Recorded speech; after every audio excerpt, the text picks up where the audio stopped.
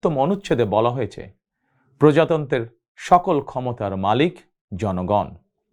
কিন্তু পতিত, পরাজিত, বিতাড়িত ফ্যাসিস্ট চক্র জনগণের কাছ থেকে রাষ্ট্রের মালিকানা কেড়ে নিয়েছিল জনগণের সকল গণতান্ত্রিক রাজনৈতিক অধিকার। অবশেষে দীর্ঘ আন্দোলন সংগ্রামের ধারাবাহিকতায় হাজারো প্রাণের বিনিময়ে জনগণের কাছে রাষ্ট্রের মালিকানা ফিরিয়ে দেওয়ার এক মাহেন্দ্রক্ষণ আমাদের সামনে উপস্থিত। আগামী 12ই ফেব্রুয়ারি অনুষ্ঠিত হতে যাচ্ছে গণতান্ত্রিকামী জনগণের বহুল আকাঙ্ক্ষিত জাতীয় নির্বাচন। প্রিয় দেশবাসী, রাষ্ট্র, রাজনীতি এবং সরকারে জনগণের অধিকার প্রতিষ্ঠার এই শুভ সময় মহান আল্লাহর দরবারে শুকরিয়া আদায় করে আমি আপনাদের সামনে কয়েকটি কথা বলতে চাই। গণতান্ত্রিকামী জনগণের সামনে এমন একটি শুভ সময় হঠাৎ করেই আসেনি। এর জন্য বাংলাদেশ জাতীয়তাবাদী দল বিএনপি সহ গণতন্ত্রের পক্ষের সকল রাজনৈতিক দল এবং গণতান্ত্রিকামী জনগণকে দীর্ঘ 1.5 দশকেরও বেশি সময় ধরে আন্দোলন সংগ্রাম করতে হয়েছে। ফ্যাসিবাদ বিরোধী এই ধারাবাহিক আন্দোলনে হাজার হাজার মানুষকে গুম, খুন, অপহরণ করা হয়েছিল। আয়নাঘর নামক এক বর্বর বন্দিখানা যেন হয়ে উঠেছিল জ্যান্ত মানুষের কবরস্থান। শুধুমাত্র 2024 সালে ছাত্র জনতার ঐতিহাসিক গণ অভ্যুত্থানেই 14 শতাধিক মানুষকে হত্যা করা হয়েছে। আহত হয়েছেন কমপক্ষে 30,000 মানুষ। বাংলাদেশের জন্মযুদ্ধ থেকে আজ পর্যন্ত দেশে গণতন্ত্র এবং মানুষের অধিকার প্রতিষ্ঠার জন্য বিভিন্ন সময় যারা শহীদ হয়েছেন তাদের মাগফিরাত কামনা করছি। যারা আহত হয়েছেন তাদের প্রতি জানাই গভীর সহানুভূতি এবং সহমর্মিতা। হতাহতদের শোক সন্তপ্ত পরিবারের প্রতি জানাই গভীর সমবেদনা। প্রিয় দেশবাসী, 1971 সালের স্বাধীনতা অর্জনের যুদ্ধ, 1975 সালের 7ই নভেম্বরের আধিপত্যবাদ ও তাবেদার অপশক্তি বিরোধী বাংলাদেশ, 90-এর স্বৈরাচার বিরোধী আন্দোলন, শাপলা চত্বরের গণহত্যা কিংবা সর্বশেষ 2024 সালের স্বাধীনতা রক্ষার যুদ্ধ, ইতিহাসের এমন প্রতিটি বাঁকে হাজারো লক্ষ মানুষ অকাতরে জীবন দিয়েছেন। একটি প্রাণের সমাপ্তির মধ্যে দিয়ে একটি পরিবারের স্বপ্ন ও সম্ভাবনা, আশা, আকাঙ্ক্ষারও মৃত্যু ঘটে। এই মানুষগুলো কেন এমন অকাতরে জীবন দিয়েছিলেন? কি ছিল তাদের চাওয়া? কোনো কিছু দিয়েই মৃত্যুর প্রতিদান হয় না। তাহলে কি এত প্রাণের বিসর্জন বৃথা হয়ে যাবে? না, অবশ্যই বৃথা যেতে দিতে পারি না। আমরা যারা এখনো আল্লাহর রহমতে বেঁচে আছি, আমাদের উচিত সকল শহীদদের আকাঙ্ক্ষিত বাংলাদেশ প্রতিষ্ঠা করা। একটি ন্যায়ভিত্তিক, মানবিক, নিরাপদ, গণতান্ত্রিক বাংলাদেশ প্রতিষ্ঠার মাধ্যমে আমরা দেশ এবং জনগণের জন্য উৎসর্গকৃত সকল প্রাণের প্রতিদান দেবার চেষ্টা করতে পারি। প্রিয় দেশবাসী, বাংলাদেশ প্রায় 20 কোটি মানুষের জনবহুল দেশ। দেশের মোট জনশক্তির অর্ধেকের বেশি নারী। জনসংখ্যার 4 কোটির বেশি তারুণ্য, 5 কোটির বেশি শিশু, 40 লাখের বেশি প্রতিবন্ধী মানুষ, কোটি কোটি শ্রমিক, কৃষক। এই সকল শ্রেণী পেশার মানুষের আকাঙ্ক্ষা বাস্তবায়ন করতে ব্যর্থ হলে শেষ পর্যন্ত খোদ রাষ্ট্রযন্ত্রই দুর্বল হয়ে পড়বে। নাগরিকদের দুর্বল রেখে রাষ্ট্র কখনোই শক্তিশালী হয়ে উঠতে পারে না। জনগণের রাজনৈতিক এবং অর্থনৈতিক ক্ষমতা নিশ্চিত করা না গেলে দেশে ডেমোক্রেসি, ডেভেলপমেন্ট কিংবা ডিসেন্ট্রালাইজেশন কোনো কিছুরই টেকসই হবে না। আমি মনে করি জনগণের রাজনৈতিক ক্ষমতায়নের পূর্ব শর্ত নাগরিকদের সরাসরি ভোটের অধিকার প্রয়োগের মাধ্যমে স্থানীয় পরিষদের মেম্বার থেকে শুরু করে জাতীয় সংসদ সদস্য পর্যন্ত প্রতিনিধি নির্বাচনের ক্ষমতা অর্জন। প্রতিটি নাগরিকের হারানো রাজনৈতিক ক্ষমতা পুনরুদ্ধারের জন্য আগামী 12ই ফেব্রুয়ারি নির্বাচন একটি বড় সুযোগ। প্রিয় দেশবাসী, এই উপলব্ধি এবং বাস্তবতাকে সামনে রেখে দেশের নাগরিকদের রাজনৈতিক এবং অর্থনৈতিক ক্ষমতা নিশ্চিত করার লক্ষ্যে ইতিমধ্যেই বিএনপির নির্বাচনী ইশতেহার ঘোষণা করা হয়েছে। প্রতিটি সেক্টর এবং প্রতিটি শ্রেণী পেশার মানুষকে লক্ষ্য করে একটি স্বনির্ভর বাংলাদেশ বিনির্মাণের জন্য আমরা আমাদের পরিকল্পনা সাজিয়েছি। বর্তমান প্রজন্মের সামাজিক, অর্থনৈতিক, রাজনৈতিক অধিকার পুনর্বহাল এবং ভবিষ্যৎ প্রজন্মের জন্য একটি নিরাপদ মানবিক বাংলাদেশ প্রতিষ্ঠার লক্ষ্য নিয়েই চূড়ান্ত করা হয়েছে বিএনপির সকল পরিকল্পনা। বিশেষ করে দেশের সকল তরুণ তরুণী, বেকার জনগোষ্ঠী এবং নারীদের জন্য দেশে বিদেশে কর্মসংস্থান এবং কর্ম পরিবেশ নিশ্চিত করাই এবার বিএনপির প্রথম এবং প্রধান অগ্রাধিকার। আমি ইশতেহারে উল্লেখিত কয়েকটি বিষয় খুব সংক্ষিপ্তভাবে আজ আবারও দেশবাসীর সামনে তুলে ধরতে চাই।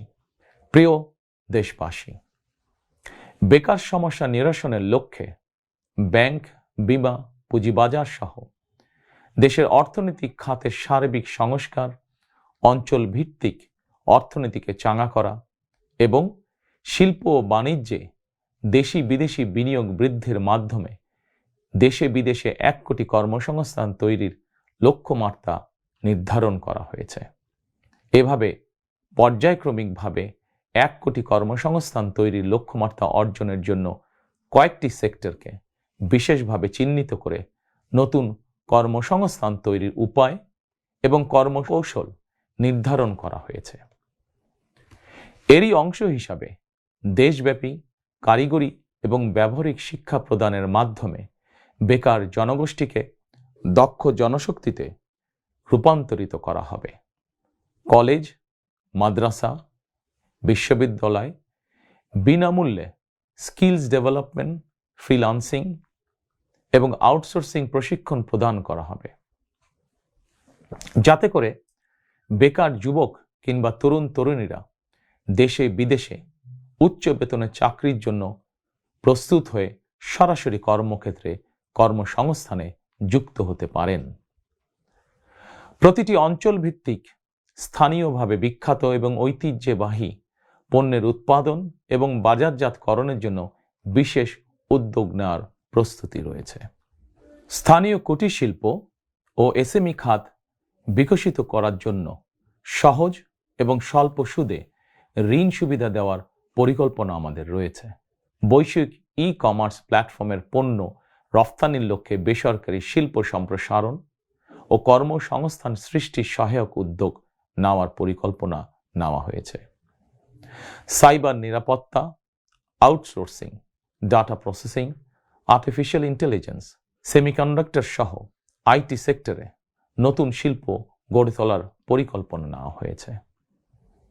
এইসব সেক্টরে প্রতি বছর সরাসরি 2 লক্ষ এবং ফ্রিল্যান্সিং, ক্রিয়েটিভ ইন্ডাস্ট্রি ও কন্টেন্ট ক্রিয়েশনের মাধ্যমে পরোক্ষভাবে আরও 8 লক্ষ কর্মসংস্থান তৈরির লক্ষ্যমাত্রা নির্ধারণ করা হয়েছে।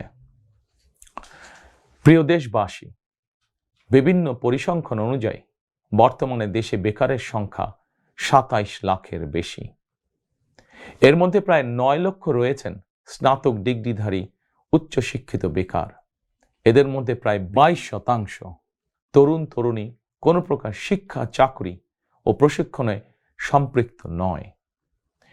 এই বিপুল সংখ্যক বেকারের অধিকাংশই 15 থেকে 29 বছর বয়সী।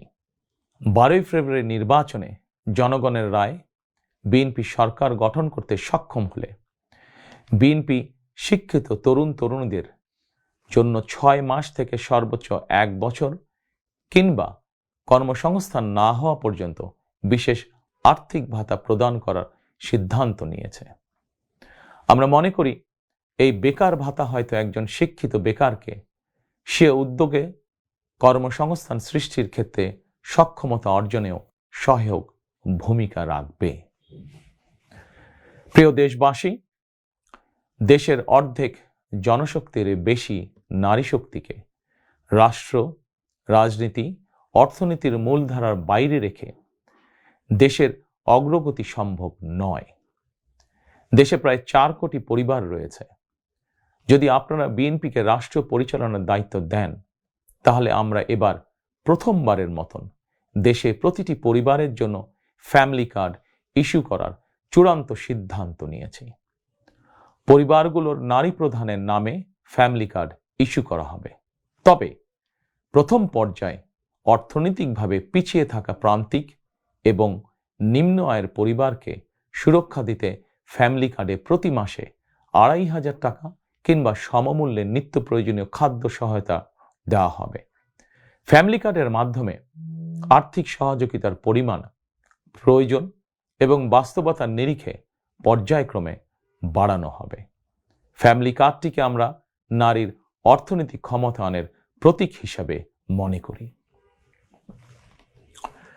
প্রিয় ভাই ও বোনেরা, দেশনেত্রী মরহুমা বেগম খালেদা জিয়া নারী শিক্ষার উন্নয়নে দেশে স্নাতকোত্তর পর্যন্ত বিনা বেতনে শিক্ষার সুযোগ চালু করেছিলেন।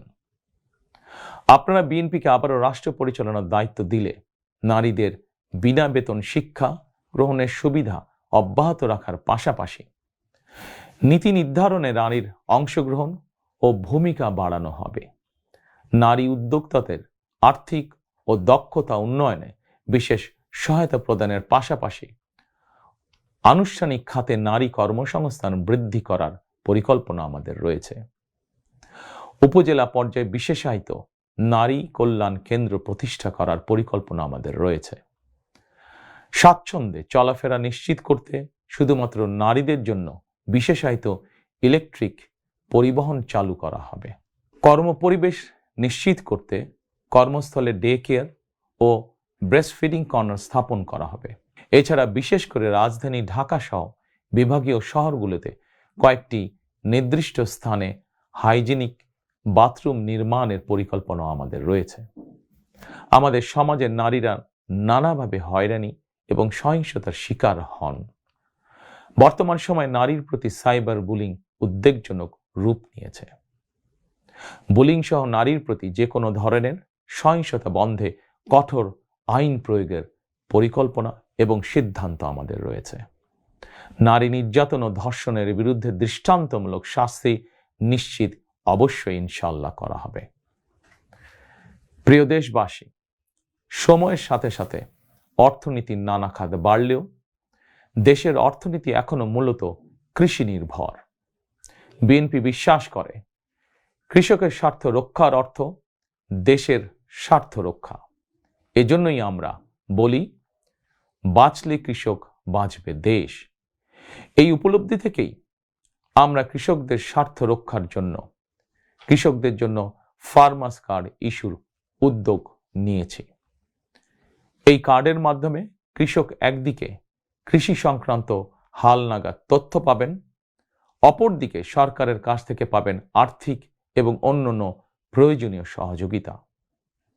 দেশে কোটি কোটি কৃষক শ্রমিক রয়েছেন, অধিকাংশই কর্মক্ষম। কর্মক্ষম কৃষকদের জন্য একদিকে যেরকম কর্মসংস্থান প্রয়োজন, অপরদিকে প্রয়োজন তাদের শ্রমের ন্যায্য মজুরি এবং নিরাপদ কর্মপরিবেশ। আমরা মনে করি কর্মক্ষম এই জনশক্তির শ্রমই হতে পারে বাংলাদেশকে পুনরায় স্বনির্ভর ও সমৃদ্ধ বাংলাদেশে রূপান্তরের চাবিকাঠি।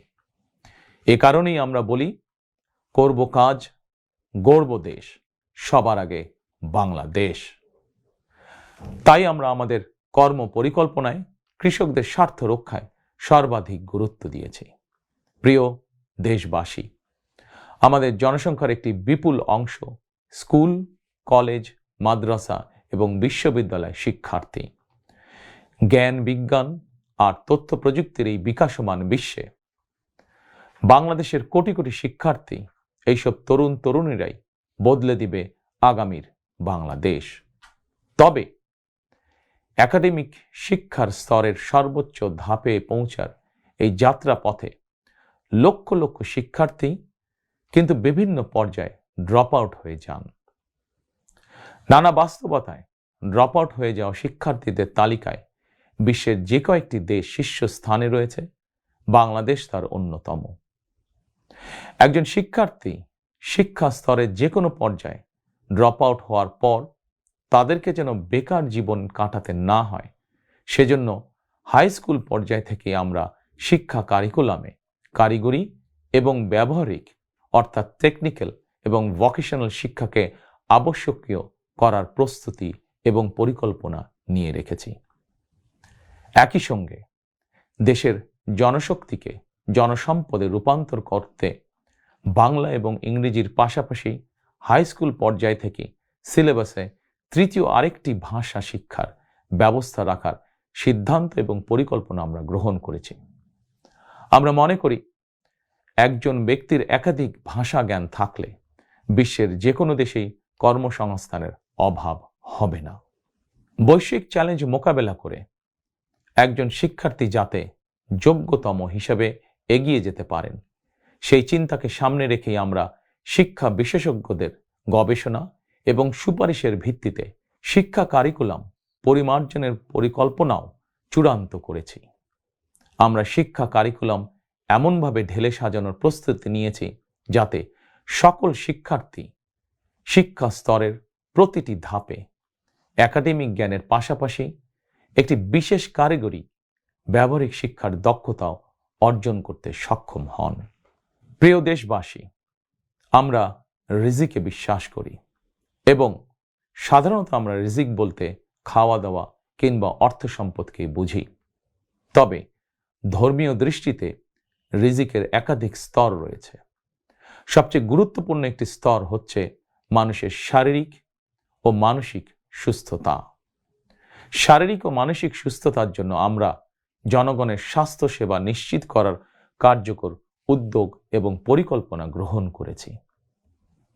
জনগণের দৌড়গোড়ায় চিকিৎসা সেবা পৌঁছে দিতে prevention is better then cure, অর্থাৎ প্রতিকারের চেয়ে প্রতিরোধী উত্তম, আমরা এই নীতিতে প্রবর্তন করতে চাই। এই লক্ষ্যে আমরা প্রাথমিক স্বাস্থ্য ও চিকিৎসা কোর্স সম্পন্ন করিয়ে সারা দেশে 1 লক্ষ হেলথ কেয়ার নিয়োগ দেওয়ার পরিকল্পনা গ্রহণ করেছি।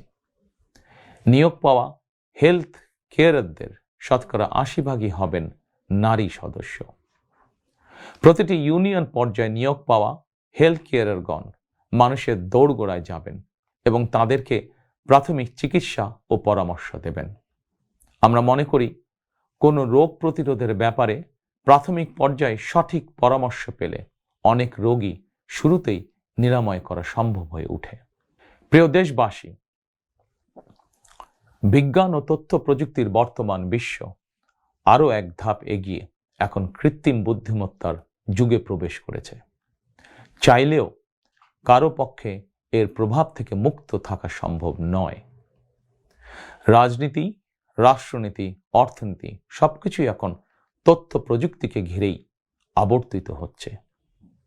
সুতরাং তথ্য প্রযুক্তির বিশ্ব শাসন করার মতন মেধা, যোগ্যতা, জ্ঞানে, বিজ্ঞানে আমাদের তরুণ সমাজ সমৃদ্ধ না হতে পারলে ভবিষ্যতের চ্যালেঞ্জ মোকাবেলা আমাদের পক্ষে অসম্ভব হয়ে পড়বে। এই চ্যালেঞ্জ মোকাবেলায় রাষ্ট্রীয় নীতি কি হবে, বিএনপি ইতিমধ্যেই সেই সব কার্যক্রম চূড়ান্ত করেছে। আইসিটিকে দেশের অন্যতম থ্রাস্ট সেক্টর হিসেবে চিহ্নিত করে ফ্রিল্যান্সিং এবং আউটসোর্সিং সহ তথ্য প্রযুক্তি খাতকে রাষ্ট্রীয়ভাবে সহযোগিতা করার নীতিমালা চূড়ান্ত করেছে বিএনপি। প্রিয় দেশবাসী, আপনারা জানেন সকল বাধা উপেক্ষা করে 2023 সালে ফ্যাসিবাদী শাসন আমলেই বিএনপি রাষ্ট্র মেরামতের 31 দফা উপস্থাপন করেছিল। এরপর প্রতিটি দফা কিভাবে বাস্তবায়ন করা হবে সেই বিষয়ে দেশে প্রবাসে বসবাসরত সংশ্লিষ্ট ক্ষেত্রে বিশেষজ্ঞদের সঙ্গে মাসের পর মাস আলোচনা করে কর্ম পরিকল্পনা বাস্তবায়নে প্রক্রিয়া এবং পদ্ধতিও চূড়ান্ত করা হয়েছে। প্রতিটি দফা বাস্তবায়নে ব্যয় নির্বাহের খাতও যথাযথভাবে চূড়ান্ত করা হয়েছে। কারণ আমরা মনে করি দেশ এবং জনগণের স্বার্থে কোনো শুভ উদ্যোগ নিলে সমস্যা হওয়ার কোনো কারণ নেই। বেগম খালেদা জিয়া রাষ্ট্রের টাকা দিয়েই বিনামূল্যে নারী শিক্ষার সুযোগ করে দিয়েছিলেন। প্রিয় দেশবাসী, আপনারা জানেন ফ্যাসিবাদের শাসন আমলে প্রতি বছর দেশ থেকে $16 বিলিয়ন পাচার করে দেওয়া হতো। এভাবে দুর্নীতি এবং টাকা পাচার আর অপচয় রোধ করা গেলে ফ্যামিলি কার্ড, ফার্মার্স কার্ড কিংবা বেকার ভাতা প্রদানের মতন ইতিবাচক উদ্যোগগুলো বাস্তবায়নের জন্য অর্থের সংকুলন অসম্ভব নয়। শুধু রাজনৈতিক সদিচ্ছার প্রয়োজন। জনস্বার্থে প্রতিশ্রুতি পূরণের রাজনৈতিক সদিচ্ছা বিএনপির রয়েছে। প্রিয় দেশবাসী, আমাদের সকল ওয়াদা বাস্তবায়নের জন্য আপনাদের দোয়া, সমর্থন, সহযোগিতা এবং ভোট চাই। প্রিয় দেশবাসী, জনগণ রাষ্ট্রের মালিক। জনগণ রাষ্ট্রের মালিক হলে রাষ্ট্রের সুযোগ সুবিধাও ভোগ করা জনগণের অধিকার। কিন্তু ফ্যাসিবাদ আমলে সকল সুযোগ সুবিধা সম্পদ জনগণের পরিবর্তে মাফিয়া সিন্ডিকেটের হাতে কুক্ষিগত ছিল। সুতরাং এবারের নির্বাচনের মাধ্যমে বিএনপি শুধু রাষ্ট্রের মালিকানাই নয়, জনগণ যাতে ন্যায্যভাবে রাষ্ট্রীয় সুযোগ ও সুবিধাও ভোগ করতে পারেন, বিএনপি সেটিকেও ইনশাল্লাহ নিশ্চিত করতে চায়। প্রিয় দেশবাসী, সমাজের প্রতিটি শ্রেণী পেশার মানুষের প্রতি লক্ষ্য রেখেই আমরা আমাদের আগামীর বাংলাদেশ গড়ার পরিকল্পনা সাজিয়েছি।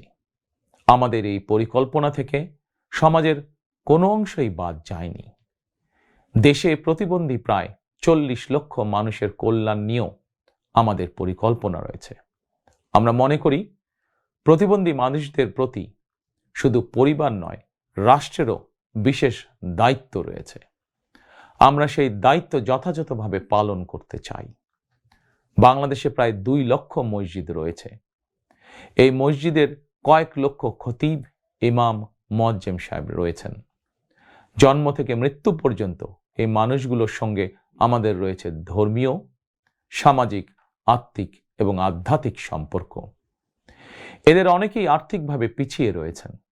জনগণের রায় বিএনপি রাষ্ট্র পরিচালনার সুযোগ পেলে দেশের ইমাম, খতিব, মুয়াজ্জিম এবং একইভাবে অন্য সকল ধর্মের ধর্মীয় গুরুদের জন্য রাষ্ট্রীয়ভাবে আর্থিক সহযোগিতা ইনশাল্লাহ আমরা নিশ্চিত করতে চাই। প্রিয় দেশবাসী, পতিত, পরাজিত ও বিতাড়িত ফ্যাসিবাদ অপশক্তি দেশের সকল সাংবিধানিক এবং বিধিবদ্ধ প্রতিষ্ঠানগুলোকে অকার্যকর করে দিয়েছিল। প্রশাসনকে চূড়ান্ত রকমের দলীয়করণ করে ফেলেছিল। প্রশাসন পরিচালনায় বিএনপির নীতি হবে প্রতিটি সাংবিধানিক প্রতিষ্ঠান চলবে সাংবিধানিক নিয়মে। শাসন প্রশাসনকে দলীয়করণ নয়। প্রশাসনে নিয়োগ কিংবা পদোন্নতি হবে মেধা এবং যোগ্যতার ভিত্তিতে। জনপ্রশাসন সঠিক ভিত্তির উপর প্রতিষ্ঠিত হতে না পারলে আমাদের কোনো উদ্যোগেরই সুফল মিলবে না। আমরা ইতিমধ্যেই জনগণের সামনে উপস্থাপিত আমাদের দলীয় ইশতেহারে বলেছি, জনগণের রায় বিএনপি রাষ্ট্র পরিচালনার দায়িত্ব পেলে সরকারি কর্মকর্তা এবং কর্মচারীদের জন্য যথাসময়ে জাতীয় পে স্কেল ঘোষণা এবং বাস্তবায়ন করা হবে। প্রিয় দেশবাসী, বিশ্বের বিভিন্ন দেশে প্রায় 1.5 কোটি প্রবাসী বাংলাদেশির বসবাস। প্রবাসীরা অনেকেই বাংলাদেশে তাদের প্রিয় পরিবার পরিজন ছেড়ে বিশ্বের বিভিন্ন দেশে বসবাস করেন। বৈদেশিক আয়ের ক্ষেত্রে বাংলাদেশে গার্মেন্টস সেক্টরের পরই প্রবাসী বাংলাদেশিদের অবদান।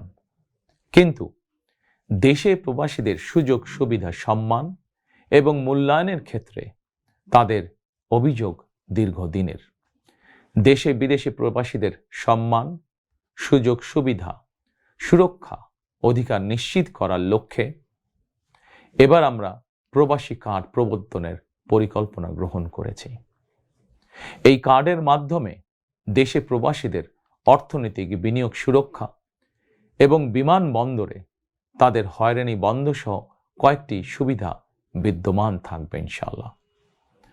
দক্ষ বাংলাদেশি শ্রমিক বিশ্বের কোনো দেশে কাজের নিশ্চয়তা বা অফার পেলে বিদেশে কর্মস্থলে যোগদানের জন্য তাদেরকে যাতে দেশে তাদের জায়গা জমি বিক্রি করতে না হয়, এজন্য রাষ্ট্রীয়ভাবে তাদেরকে সহজ শর্তে ঋণ সুবিধা দেওয়ার পরিকল্পনা আমাদের রয়েছে।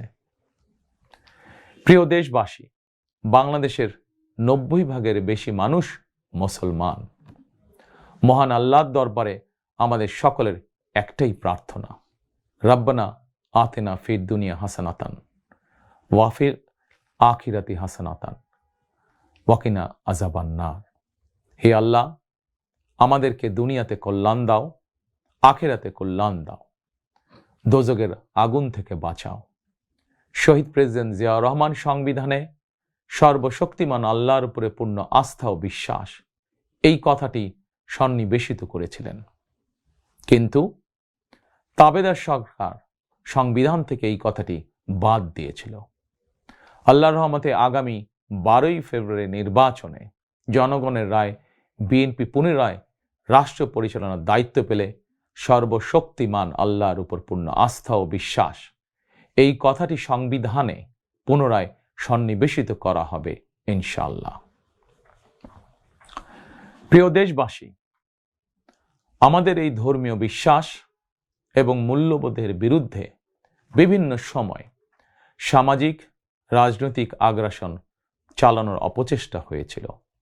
অপরদিকে দেশ বরেণ্য অনেক আলেম ওলেমা সোচ্চার কণ্ঠে বলেছেন, কেউ কেউ স্রেফ দলীয় স্বার্থ হাসিলের জন্য ধর্মের অপব্যাখ্যা করে বিশ্বাসী মুসলমানদেরকে বিভ্রান্ত করারও অপচেষ্টা চালাচ্ছে। সুতরাং সকল বিশ্বাসীদের প্রতি আহ্বান, কেউ যেন বিশ্বাসী মুসলমানদেরকে বিভ্রান্ত করতে না পারে, সে ব্যাপারে আমাদের সকলকে সতর্ক থাকতে হবে। বিএনপি এমন একটি নিরাপদ বাংলাদেশ গড়তে চায় যেখানে মুসলমান, হিন্দু, বৌদ্ধ, খ্রিস্টান, বিশ্বাসী, অবিশ্বাসী কিংবা সংশয়বাদী, পাহাড়ে কিংবা সমতলে বসবাসকারী প্রতিটি নাগরিক নিরাপদ থাকবে। 1971 সালের স্বাধীনতা যুদ্ধ সময় কে কোন ধর্মের এটি কোনো জিজ্ঞাসা ছিল না। 2024 সালের স্বাধীনতা রক্ষার যুদ্ধেও কে কোন ধর্মের, কার কি ধর্মীয় পরিচয়, এটি কোনো জিজ্ঞাসা ছিল না। আমরা মনে করি ধর্ম যার যার, রাষ্ট্র সবার। প্রতিটি ধর্মের মানুষ নিজ নিজ ধর্মীয় বিশ্বাস এবং রীতি অনুযায়ী যার যার ধর্ম পালন করবেন। এটি একটি আধুনিক সভ্য সমাজের রীতি। সকল নাগরিকের শান্তি এবং নিরাপত্তা নিশ্চিত করা রাষ্ট্রের দায়িত্ব। ধর্ম যার যার, নিরাপত্তা পাবার অধিকার সবার। প্রিয় দেশবাসী, দেশের গত 55 বছরের ইতিহাসে এটি বারবার প্রমাণিত হয়েছে, দেশের গণতান্ত্রিকামী জনগণ তাদের স্বাধীনতা হরণকারী স্বৈরাচার, ধর্মীয় চরমপন্থা কিংবা উগ্রবাদ কোনটিকেই পছন্দ করে না। নিজ নিজ ধর্মীয় বিশ্বাস এবং সংস্কৃতি বজায় রেখেই যাতে আমরা সকলে মিলেমিশে একটি নিরাপদ বাংলাদেশ গড়তে পারি, এ লক্ষ্যেই স্বাধীনতার ঘোষকের যুগান্তকারী রাজনৈতিক দর্শন ছিল বাংলাদেশি জাতীয়তাবাদ। দল, মত, ধর্ম, বর্ণ নির্বিশেষে এই বাংলাদেশ আমাদের সবার। আমরা সবাই বাংলাদেশী। প্রিয় দেশবাসী, দেশের জনগণের সমর্থনে বিএনপি অতীতে বহুবার রাষ্ট্র পরিচালনার সুযোগ পেয়েছে। স্বাধীনতার ঘোষক জিয়াউর রহমান রাষ্ট্র পরিচালনার দায়িত্ব পেয়ে দেশকে স্বনির্ভর বাংলাদেশ হিসাবে গড়ে তুলেছিলেন। বাংলাদেশের স্বার্থের পক্ষে থাকার কারণেই তাকে শাহাদাত বরণ করতে হয়েছে। আমার মা মরহুমা বেগম খালেদা জিয়া, যাকে বাংলাদেশের জনগণ অর্থাৎ আপনারাই দেশনেত্রী উপাধি দিয়েছিলেন, তিনি কখনোই আপনাদের সম্মানের অমর্যাদা করেননি। জীবনের শেষ বয়সে এসেও তিনি জেল জুলুম বরণ করেছেন, কিন্তু বাংলাদেশের স্বার্থের সঙ্গে আপোষ করেননি। সন্তান হিসাবে আমি জানি তার কাছে অনেক প্রস্তাব এসেছিল। তিনি চাইলেই সেই প্রস্তাব গ্রহণ করে জেল জুলুম এড়িয়ে বিদেশে চলে যেতে পারতেন, কিন্তু তার হৃদয় জুড়ে ছিল বাংলাদেশ। দেশের স্বাধীনতা প্রিয় গণতন্ত্রকামী জনগণের বিশ্বাস ছিল খালেদা জিয়া জালিমের কারাগারে থাকলেও তিনি তাবেদার অপশক্তির ভয়ের কারণ। খালেদা জিয়াও জনগণের বিশ্বাস এবং ভালোবাসার মর্যাদা দিয়েছিলেন। তিনি দেশেই থেকেছিলেন শেষ দিন পর্যন্ত। প্রিয় দেশবাসী, ফ্যাসিবাদ মুক্ত বাংলাদেশে আপসীন নেত্রী বেগম খালেদা জিয়া দেশে পুনরায় গণতন্ত্রকে প্রাতিষ্ঠানিক রূপ দিতে চেয়েছিলেন, জনগণের অধিকার প্রতিষ্ঠা করতে চেয়েছিলেন। দেশের স্বাধীনতা প্রিয় গণতন্ত্রকামী জনগণের সামনে খালেদা জিয়ার আকাঙ্ক্ষা পূরণের সেই সময় উপস্থিত। আগামী 12ই ফেব্রুয়ারি রাষ্ট্র ও সরকারের জনগণের অধিকার প্রতিষ্ঠার দিন। দেশনেত্রী খালেদা জিয়া জনগণের চূড়ান্ত বিজয় দেখে যেতে পারেননি। প্রিয় দেশবাসী, সারা দেশের সকল ছাত্র জনতা, কৃষক, শ্রমিক, রিক্সা চালক, গার্মেন্টস কর্মী, ফুটপাতের হকার থেকে শুরু করে শিক্ষক, সাংবাদিক, শিল্পী, বুদ্ধিজীবী, পেশাজীবী, শ্রমজীবী, সরকারি বেসরকারি চাকরিজীবী, ব্যবসায়ী কিংবা শিল্প উদ্যোক্তা এবং দেশের সকল মায়েরা, বোনেরা, সবার কাছে আমার বিনীত আবেদন, আপনারা যারা শহীদ জিয়াকে ভালোবাসেন, দেশনেত্রী বেগম খালেদা জিয়াকে ভালোবাসেন, স্বাধীনতা ও গণতন্ত্রকে ভালোবাসেন, আগামী 12ই ফেব্রুয়ারি জাতীয় নির্বাচনে আপনারা ধানের শীষকে বিজয় করুন। ধানের শীষের বিজয়ের অর্থ বাংলাদেশের বিজয়। ধানের শীষের বিজয়ের অর্থ স্বাধীন, সার্বভৌম, তাবেদার মুক্ত বাংলাদেশ। প্রিয় দেশবাসী, শহীদ জিয়া আর দেশনেত্রী বেগম খালেদা জিয়ার সাফল্য যাত্রা অব্যাহত রাখতে আমি আমার দলের নেতাকর্মীদেরকে সঙ্গে নিয়ে বিএনপির রাজনৈতিক, সামাজিক, অর্থনৈতিক কর্মসূচিগুলো বাস্তবায়নের জন্য দীর্ঘদিন থেকে হাতে কলমে প্রস্তুতি নিয়েছি। 2001 সালে যখন আপনাদের সমর্থনে বিএনপি রাষ্ট্র পরিচালনার দায়িত্ব পালন করেছিল, আমি তখন সরকারের অংশ হইনি। তবে বিএনপির একজন কর্মী হিসাবে সারা দেশে প্রতিটি জেলা, উপজেলা, গ্রাম, নগর, বন্দরে ঘুরেছি। আপনাদের স্থানীয় সমস্যাগুলো, সম্ভাবনাগুলো জানার, বোঝার চেষ্টা করেছি। পরিস্থিতির কারণে বিদেশে থাকতে বাধ্য হলেও হৃদয়, মন, সত্তা জুড়ে ছিল বাংলাদেশ, বাংলাদেশের জনগণ। আমি তাই বিদেশে অবস্থানকালীন সময়েও দেশের প্রতিটি এলাকায় আপনাদের সঙ্গে যোগাযোগ রাখার চেষ্টা করেছি। বিদেশ থেকে দেশে ফিরেও আমি আবারও এই স্বল্প সময় যতটুকু সম্ভব আপনাদের কাছে ছুটে গিয়েছি। আমি আপনাদের ভালোবাসা পেয়েছি, বিএনপির প্রতি আপনাদের আবেগ এবং ভালোবাসা উপলব্ধি করেছি। প্রিয় দেশবাসী, 12ই ফেব্রুয়ারি বিএনপির প্রতি আবারও আপনাদের ভালোবাসা প্রকাশের দিন। অতীতে আপনাদের সমর্থনে বিএনপি একাধিকবার রাষ্ট্র পরিচালনার দায়িত্ব পালন করেছে। দেশ পরিচালনা করতে গিয়ে সেই সময় কোনো কোনো ক্ষেত্রে হয়তো আমাদের অনিচ্ছাকৃত কিছু ভুল ত্রুটি হয়েছে। সেজন্য আমি দেশবাসীর কাছে আন্তরিকভাবে দুঃখ প্রকাশ করছি। অতীতের ভুল থেকে শিক্ষা নিয়ে অর্জনগুলোকে অবলম্বন করে বর্তমান এবং ভবিষ্যৎ প্রজন্মের জন্য একটি নিরাপদ বাংলাদেশ গঠনের জন্য আগামী 12ই ফেব্রুয়ারি জাতীয় নির্বাচনে আবারও আমি আপনাদের সমর্থন চাই। আমি দেশ এবং জনগণের জন্য, আপনার এবং আপনার পরিবারের সদস্যদের জন্য যেসব পরিকল্পনা গ্রহণ করেছি, প্রতিটি পরিকল্পনা বাস্তবায়নের জন্য ধানের শীষে আপনাদের সমর্থন এবং আপনাদের ভোট চাই। প্রিয় দেশবাসী, প্রতিটি পরিকল্পনা বাস্তবায়নের জন্য কঠোরভাবে দুর্নীতি নিয়ন্ত্রণ, আইনের শাসন প্রতিষ্ঠা এবং জনগণের কাছে রাষ্ট্র এবং সরকারকে দায়বদ্ধ রাখার কোনোই বিকল্প নেই। রাষ্ট্র পরিচালনায় আপনাদের সমর্থন পেলে দেশের আগামী দিনে সরকার হবে জনগণের কাছে দায়বদ্ধ। দেশে দুর্নীতি নিয়ন্ত্রণে যতটা কঠোর হওয়া যায় বিএনপি সরকার ইনশাল্লাহ ততটাই কঠোর হবে। দেশে পুনরায় আইনের শাসন প্রতিষ্ঠিত হবে ইনশাল্লাহ। দেশবাসীর কাছে এটি আমার অঙ্গীকার, বিএনপির অঙ্গীকার। আপনাদের কাছে আমার অঙ্গীকারের কারণ আপনারাই বিএনপির সকল রাজনৈতিক ক্ষমতার উৎস। প্রিয় দেশবাসী, ফ্যাসিবাদ আমলে 2024 সালের 7ই জানুয়ারি তথাকথিত ডামি নির্বাচনে আমি আপনাদের প্রতি আহ্বান জানিয়ে বলেছিলাম 7ই জানুয়ারি সারাদিন পরিবারকে সময় দিন।